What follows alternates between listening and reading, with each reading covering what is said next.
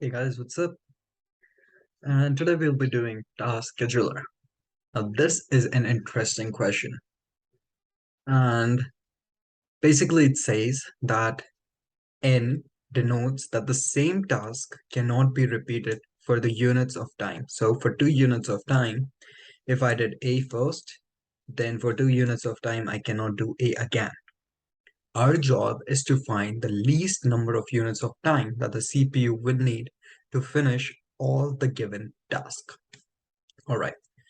Now, we know that we want to be greedy in this, right? Because it says least number of units of time.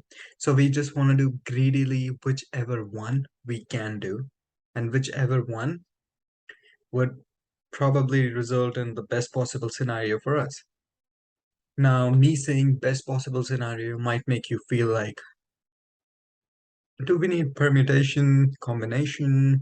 No, you do not need any of those things, neither backtracking, nothing else. We need to be greedy in this one, right? So we are gonna take our example one. Now it says n is equal to 2, so let's say this. Okay, so A is same number of frequency as B, both have 3. And the spaces between A has to be 2 because n is given to be 2. So I can put a B here. I can say this is idle because I really cannot do anything. I only have A and B. I'll put a B here as well, right? And I'm going to be putting an idle here as well. And finally, one more B would go here. Now, this would form 1, 2, 3, 4, 5, 6, 7, 8, right? The output is 8 as well, which is perfectly correct. Nice. So we saw that if we have something like maximum frequency, and this, so the spaces in here are actually nothing but 4. So 1, 2, 3, 4. So if you want to calculate this in mathematical way, I definitely know that I need to use somehow my n in this calculation, and I can also use somehow my maximum frequency. So since there are 3 of these things, right? Any pair, that means any 2 same characters create something like an enclosing space for n, right? So if I have another of this pair, it will also create another enclosing space. So this is one enclosing space, this is second enclosing space. And we also see that this is actually nothing but maximum frequency minus 1. So my total available space is nothing but maximum frequency minus 1 into n, right? That will give me the total available spaces. So we got all this. That's great. And let's start a little bit from beginning. Say I want to calculate the frequency. I create an array. I put C minus A. This is a usual way of calculating the frequency when the question specifically states that there could be only either lowercase letters or uppercase. In this case, it's only uppercase. We calculate the frequency. We then say we just want to do array.sort. And the reason we want to do array.sort in this case is we want to find the maximum frequency stuff. So since this is ascending, the last one is going to be the maximum frequency. Perfect. We already talked about spaces, how we got it. So that's perfect as well. Now we're going to go in a for loop. We're going to start for 24. And the reason we start with 24 instead of 0 is because we have already sorted it, right? So now I is greater than equal to 0, I minus minus. Now spaces are equal to spaces minus math dot min max space in between frequency I. So let me just change this to max frequency minus 1. for kind of better wording.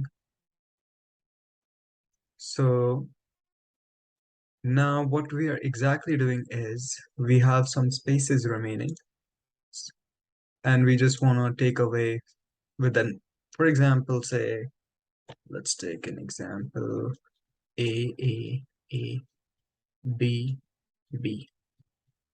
N is equal to 2 here, right? So I'm going to say A, and this is my ideal stuff where A would be repeated after every 2 terms and so on, right?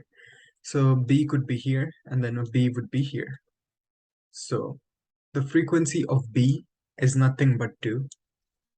So B takes 2 of my spaces away, and that's why I say spaces minus frequency I mat.min. So where is this max frequency uh, -1 coming from? Why do I need this? Doesn't make sense.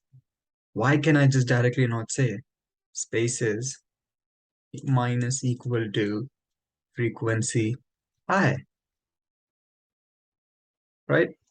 Why can I just not say this? Why have this mat.min, this weird logic?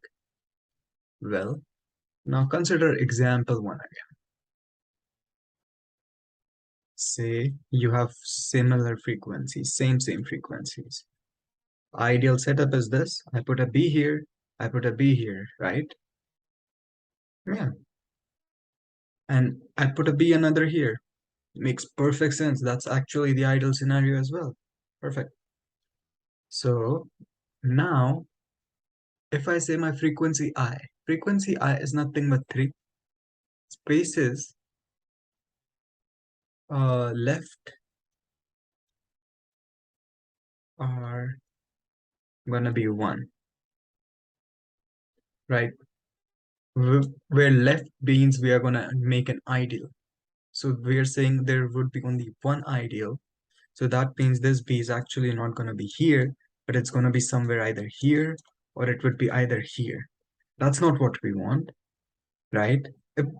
So basically, if there are same number of frequency, that means same count of them, then we need to take max frequency -1 to avoid this kind of error.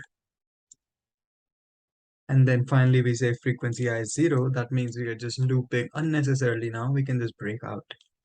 Now, why do I have this space is equal to mat.max space is 0? Doesn't make sense. Another mat.max, that was min, now max, what happened?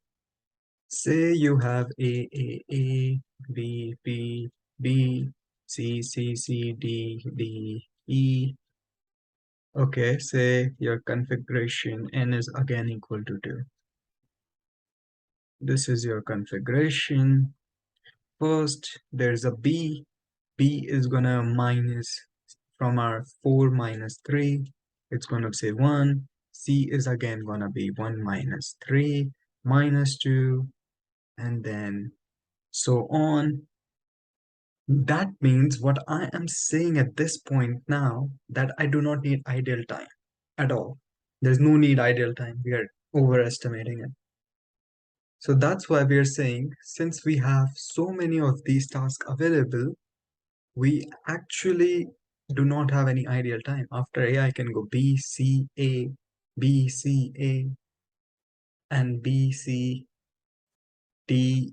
You get the point, right? It automatically is calculating those permutation combinations for you with this math logic that we have. We don't need to worry about that. So we're saying spaces now are actually 0. With so many tasks available at hand, there needs to be no ideal time at all. So all in the end, we are going to say task length. That's the minimum number of length is the task you have plus the spaces. If they are 0, that means your task length was what all you need. If you have some spaces, then that's ideal time that we calculated. So try and run this code. Try and submit this code. And the code works. So yeah, this was the question. for the task scheduler LeetCode 621 solution. Hopefully you guys find it um, easy to learn, and I'll see you guys in next video.